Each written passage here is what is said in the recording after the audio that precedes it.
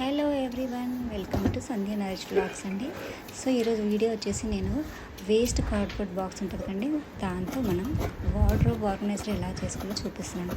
So మన దగ్గర waste cardboard box ఉండండి, అది అలా పడేయకుండా ఇలా తీసుకొని మనకి అవసరం లేని పార్ట్ ఇలా కట్ చేసేసుకొని మనకి ఎంతవరకు కావాలో అంతవరకు నీట్గా కట్ చేసేసుకొని దీనికి నేను న్యూస్ పేపర్ ఉంటుంది కానీ మన ఇంట్లో వేస్ట్ న్యూస్ పేపర్స్ 4 సైడ్స్ అంటించేస్తున్నాను. సో నీట్గా కనిపిస్తుంది అనమాట. మీరు కావాలనుకుంటే కలర్ పేపర్స్ కానీ ఏదైనా ఫ్యాన్సీ పేపర్స్ కూడా తెచ్చుకొని పెట్టుకోవచ్చు. సో నీట్గా ఉంటుంది. ఏంటంటే మనం వార్డ్రోబ్లో పెట్టుకుంటాం కాబట్టి ఓన్లీ న్యూస్ పేపర్ పెట్టేసిన ఎలాగో షెల్ఫ్ లోపలే ఉంటాయి, బయటికి కనిపించవు కాబట్టి ఇలా పెట్టేసుకొని నేనైతే ఇది చున్నీస్ అవి పెట్టుకోవడానికని చేసుకున్నాను ఈ బాక్స్. ఆల్రెడీ నేను ఒక బాక్స్ చేసుకున్నాను, దాంట్లో ఆల్రెడీ కొన్ని చున్నీస్ పెట్టాను. సారీ, అది సరిపోవట్లేదని ఇంకోటి చేసుకున్నాను.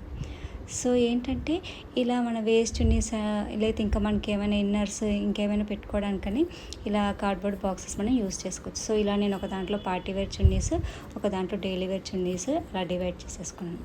సో ఇలా డివైడ్ చేసేసుకొని మన వార్డ్రోబ్లో పెట్టుకుంటే చూడడానికి కూడా నీట్గా కనిపిస్తుంది అనమాట మనకి. సో నేను ఆల్రెడీ వార్డ్రోబ్లో ఒక బాక్స్ చేసి పెట్టుకున్నాను, అది మీకు చూపిస్తాను ఇప్పుడు.